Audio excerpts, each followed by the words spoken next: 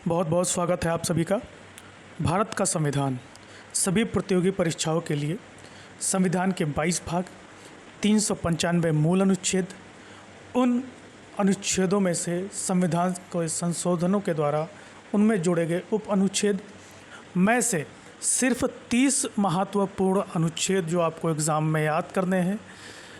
One day exam में आपको इन 30 अनुच्छेदों में से आपको बहुत कुछ मिलने वाला है। तो दोस्तों, ये वीडियो आपके लिए बहुत बहुत महत्वपूर्ण होता है, इसीलिए आप इसको ज़रूर देखिए, अंत तक देखिए, नोट्स की तरह आप इसे लिख लीजिए।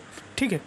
भारत का संविधान सिर्फ 30 अनुच्छेद में आपको काफ़ी ज़्यादा पता होने वाला है। ठीक है। तो वीडियो को अंत तक ज़रूर देखिएगा और ज़्यादा से ज़्यादा शेयर कीजिए।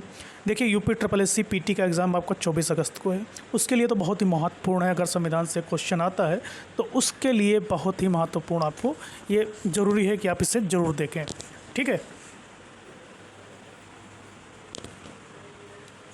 संविधान के अनुच्छेद, ठीक है, आप चाहें तो मैं 20 अनुच्छेद आपको भी दे सकता हूँ, लेकिन फ़िलहाल मैं ऐसी सीरीज़ चला रहा हूँ कि आपको अनुच्छेद दूँ जिससे आपको बराबर उसे आप देखते रहें, उस वीडियो को देखते रहें तो आपको याद हो जाए। ठीक है। मैं बात करूँगा आपके पहले 30 महत्वपूर्ण अनुच्छेद जो आपके लिए बहुत ही महत्वपूर्ण है। ठीक है। पहला अनुच्छेद, इसको ध्यान से समझिएगा। पहला अनुच्छेद, संघ का नाम और राज्य क्षेत्र। संघ का नाम और राज्य क्षेत्र से संबंधित है। संघ का नाम और राज्य क्षेत्र भारत। ठीक है। आपको पता हो कि मैंने इससे पहले एक सभी महत्वपूर्ण अनुच्छेदों का वीडियो बनाया था, उसको भी देख सकते हैं, लेकिन ये अलग है क्योंकि इसमें पूरे संविधान के अनुच्छेद में से सिर्फ 30 महत्वपूर्ण, अति महत्वपूर्ण अनुच्छेदों की बात की गई है। ठीक है। उसके बाद देखते हैं अनुच्छेद 14। ठीक है। इसमें कहा गया है विधि के समक्ष समता का अधिकार, यानी कि भारत का जो संविधान है उसमें सबको समान माना गया है और विधि मतलब कि कानून सभी के लिए समान है। ठीक है। अगला अनुच्छेद देखते हैं, अनुच्छेद 15। धर्म, मूल वंश, जाति, लिंग या जन्म स्थान के आधार पर विभेद का प्रतिषेध, यानी कि धर्म, मूल, जाति, लिंग या जन्म स्थान के आधार पर राज्य किसी भी प्रकार का भेदभाव नहीं करेगा। ठीक है। ये मूल अधिकार है। उसके बाद देखते हैं अनुच्छेद 17, अस्पृश्यता का अंत।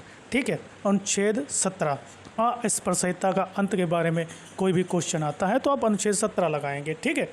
देखिए, ये सारे अनुच्छेद आपके बहुत महत्वपूर्ण हैं। ठीक है, बहुत महत्वपूर्ण है। अगर आप कमेंट करेंगे तो मैं आपको टॉप 20 जो बहुत महत्वपूर्ण अनुच्छेद हैं उनको भी दे सकता हूँ। ठीक है। इससे कम कुछ भी नहीं। ठीक है। 30 अनुच्छेद, 20 अनुच्छेद आप याद कर लें। इससे ज़्यादा कुछ आप विस्तृत चाहेंगे तो मैं आपको 50 अनुच्छेद दे सकता हूँ, अगर आप कुछ और ज़्यादा चाहते हैं। ठीक है। तो देखिए, इतना कम और इतना इम्पोर्टेंट कोई भी चैनल आपको नहीं देगा, तो प्लीज़ इसे ज़रूर शेयर कीजिएगा।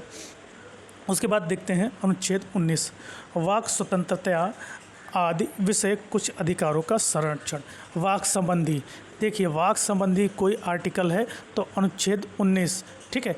किसी भी मुद्दे को, किसी भी विचार को अपने, ठीक, आप लिखकर, बोलकर, चित्रण करके या फिल्म के द्वारा आप दिखा सकते हैं। यह अधिकार आपको दिया गया 19 में। ठीक है। उसके बाद देखते हैं अनुच्छेद 21, बहुत महत्वपूर्ण। ठीक है। इसमें लगभग सारे आर्टिकल आपके अति महत्वपूर्ण हैं।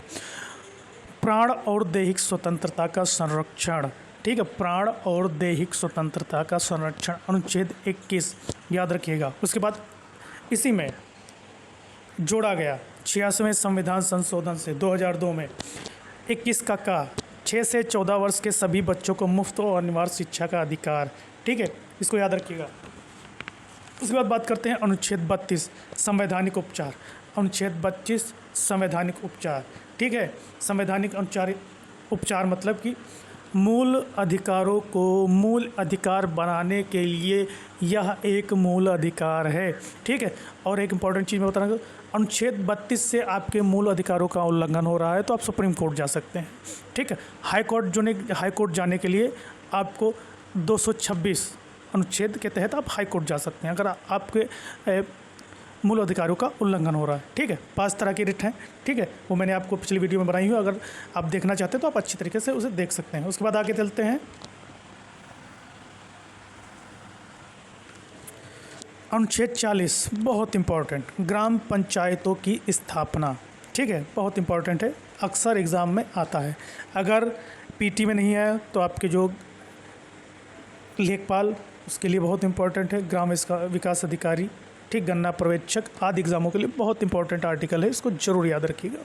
उसके बाद देखते हैं अनुच्छेद 51 का मूल कर्तव्य। ठीक है, 42वें संविधान संशोधन से जोड़े गए हैं। ठीक है, कुल 10 मूल कर्तव्य थे। फिर 86वें संविधान संशोधन से एक मूल कर्तव्य और जोड़ा गया। ठीक है, तो कुल 11 मूल कर्तव्य, इसको ध्यान रखिएगा। ठीक है, उसके बाद देखते हैं राष्ट्रपति के क्षमादान की शक्ति, अनुच्छेद 72। ठीक, बहुत इंपॉर्टेंट है।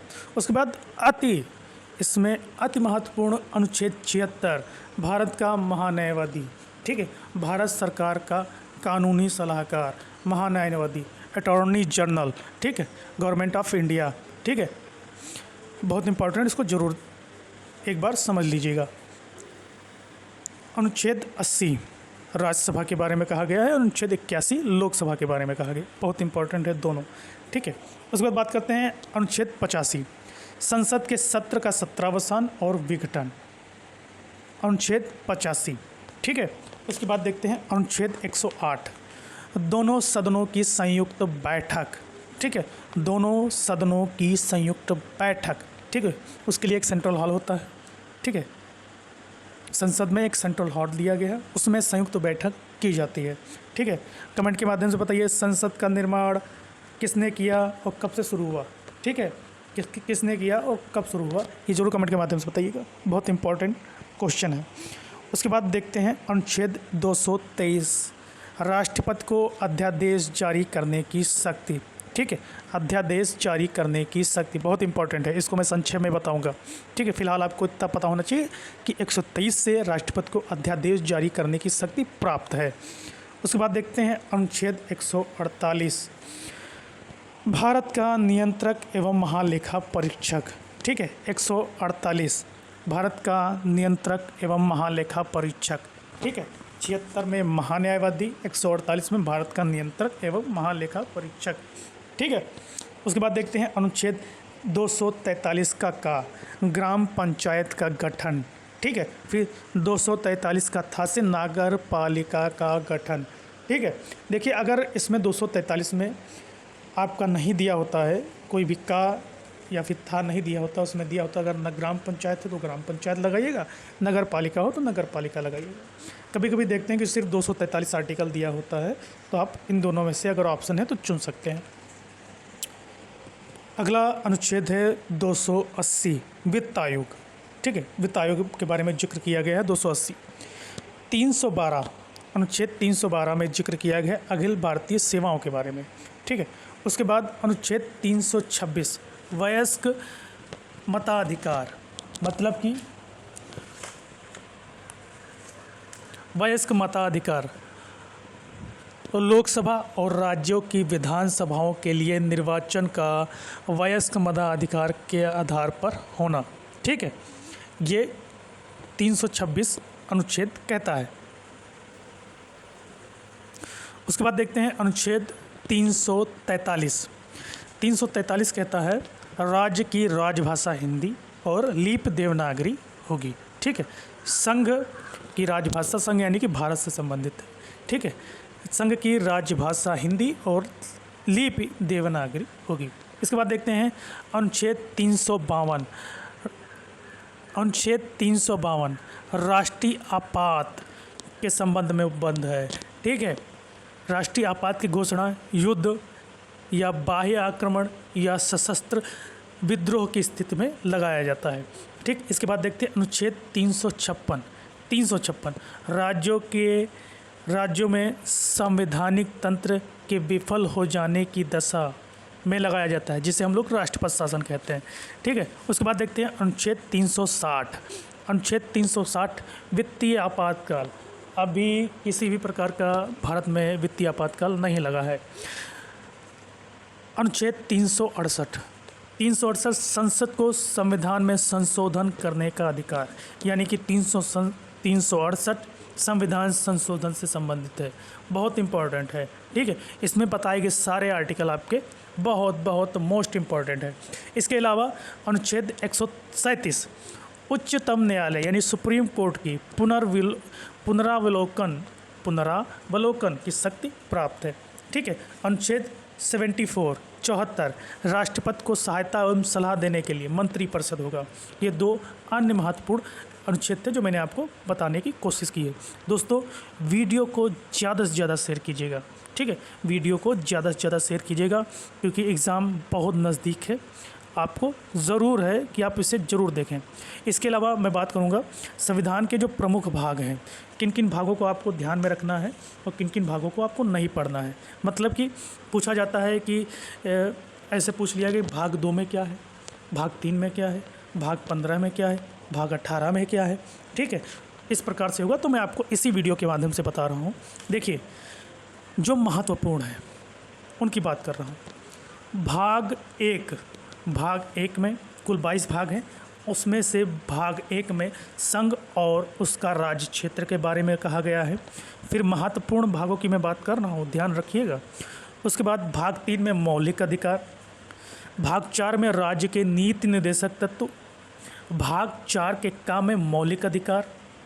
फिर मैं सीधे आता हूँ भाग 9 में पंचायतें, 9 के काम में नगर पालिकाएँ, भाग 11 संघ एवं राज्यों के बीच संबंध, भाग 15 निर्वाचन, भाग 18 आपात उपबंध। ठीक है, ये कुछ महत्वपूर्ण जो लगातार आपके एग्ज़ाम में पूछे जाते हैं उन भागों का मैंने जिक्र किया है। ठीक है, इसके अलावा भाग 5, ठीक है, भाग 5 संघ सरकार। ठीक है, संघ, इसको भी आप याद रखेंगे। ठीक है, ये आपके लिए बहुत अति महत्वपूर्ण वीडियो होने वाला है। ठीक है, जो आपके पास आएगा आप इसे ज़्यादा से ज़्यादा शेयर कीजिए। ठीक है, जितना चाहे उतना शेयर कीजिए। आप कोई भी एग्ज़ाम दे रहे हैं, उत्तर प्रदेश एसएससी का भी अगर आप एग्ज़ाम दे रहे हैं तो उसके लिए भी बहुत ही महत्वपूर्ण है। ठीक है दोस्तों, मैं अपनी वाणी को विराम देता हूँ। वीडियो को ज़्यादा से ज़्यादा शेयर और लाइक ज़रूर कीजिएगा। जय हिंद।